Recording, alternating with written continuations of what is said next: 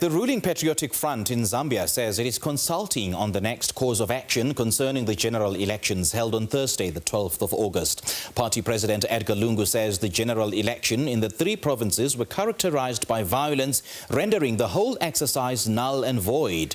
The contested provinces include the Southern Province, the Northwestern Province and the Western Province.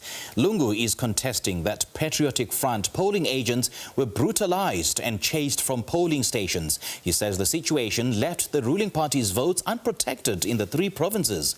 The president has also cited the killing of Patriotic Front Northwestern Province chairperson Jackson Kungo during voting and Samuel Chihili shortly before the voting as criminal acts that rendered the general election not free and fair.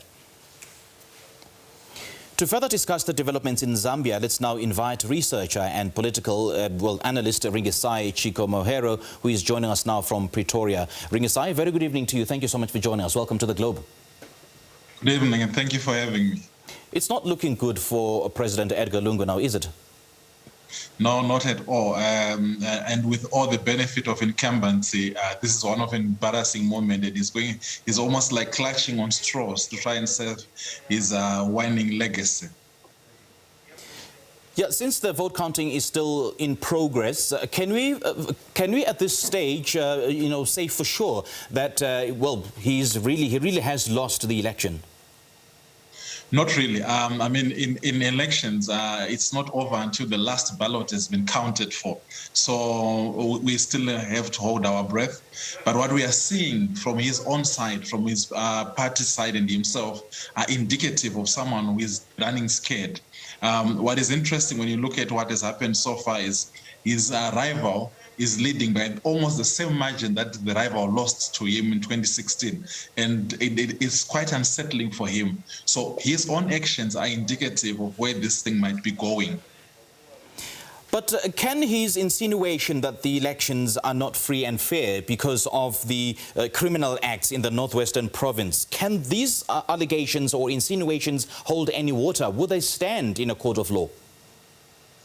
Well, it's all about optics and narratives and trying to mobilize people. And it depends on how he wants to maneuver this. The reality is the elections have been far from being free and fair, yes, and this is not really, is the opposite of what is happening. The Electoral Commission of Zambia has failed to really live up to the Electoral Process Act of 2016. They've denied the opposition media play in the public media. The opposition has been denied the ability to mobilize and campaign, especially in the last months. And the main opposition has been treated with the most heavy-handedness. So it hasn't been free and fair. But actually on the side of the opposition, the ruling party, which is President Lungu's PF, tried to do all it can to make the playing field uneven and favor them. Well, we're getting reports that Mr. Hichilema has now gained ground in some provinces, in particular, where, they were perceived as Edgar Lungu's strongholds. What could have possibly gone wrong in terms of Mr. Edgar Lungu's influence? Is it perhaps the clearest indication that Zambians don't want to have anything to do with Mr. Lungu? Yeah, so two things are at play here. Clearly, Mr. Hichilema has done his homework. I mean, this is his sixth time running, and I think he has been working on himself. He was earlier perceived to be an elitist, a businessman. He's a billionaire. So he's been perceived to be out of touch with reality, not relating to what Zambians go through. But he has really done his homework and done his groundwork. And these are the fruits of it. But that is not all. President Lungu on his own part has really mismanaged the economy. He has shown a lot of policy inconsistency. He has shown he is eccentric and he has not been solid in terms of finding mechanism to bring back Zambia to a state where it is benefiting from the commodity price, which has been very favorable for them in the recent months. So from a country which had a debt that was forgiven when it was declared a highly indebted country, to a country with a $12 billion debt during his watch, he has really shown to the Zambians that they need an alternative. And you can take this as a protest for not so much of Ms. Hichilema's work, though he has to be credited for doing his homework, but the majority of the citizens that are protesting from hyperinflation, their salaries and incomes have been wiped. They can barely afford their basics, and they are sinking into poverty every day. So this is more of a a rejection of Lungu than an appreciation of his opponent. Yeah, as you say, the country is highly indebted and suffered the continent's first pandemic-era sovereign default last November. And now we understand that the International Monetary Fund has also held off on its support, well, at least until the vote. So some analysts and some perhaps pro-Lungu personnel may be opining that the IMF is now being partisan in this whole operation. What do you think of that? Well, I mean, it's always a failure of many African governments to try and find a scapegoat, and the West has been an easier scapegoat. But what is the honest truth is, say, in the last 11 years that the PF government has been in power, the debt has ballooned from a couple of billions to 12 billion, that is external debt alone. Combine it with the internal debt, it's at 19 billion. And this has all happened in the space of 11 years. You remember a few years ago when Zambia was a HIPC and its debt was forgiven. So they started from scratch and built up a debt to 12 billion. So clear mismanagement has happened. And for the IMF to trust, they need stability, they need confidence in policies, they need to understand that some certain austerity measures are going to be put in place, and the government has to rein in its appetite for spending, its appetite for borrowing, and its appetite for vanity projects that Mr. Lungu has embarked on as some kind of vote-buying initiatives in the last few years. So you can't fault a financial institution for desiring stability, for desiring to have confidence, and for desiring some strategic planning and policy direction in Zambia.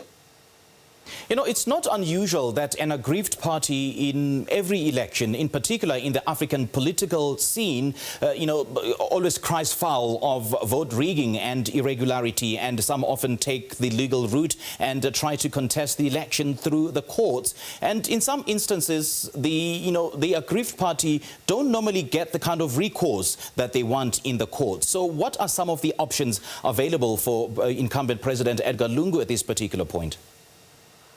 Well, so the only legal options that he has is to go through the courts. And it's very indicative. He might be actually now eating the fruits of his own cake.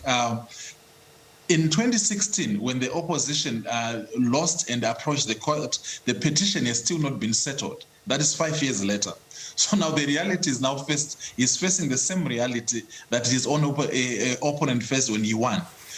But there is no other recourse. And I think people will have to remind each other that the prerogative of declaring an election free and fair rests in Zambia with the Electoral Commission of Zambia and the observer missions.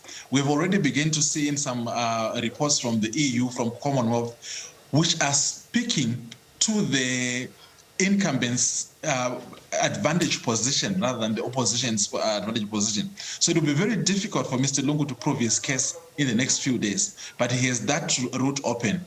I do not see the Zambian military siding with him, though they've been deployed in the streets in the last 2 to 3 weeks.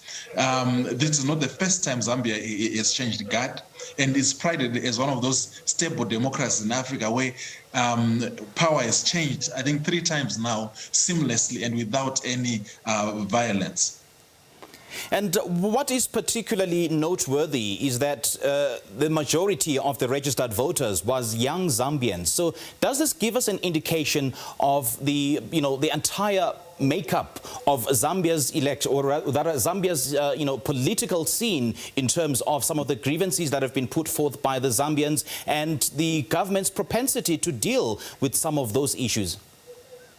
Yeah, I think what has happened here is the young people are the ones who have borne the brunt of the economic hardships. There is high unemployment, especially amongst the youth.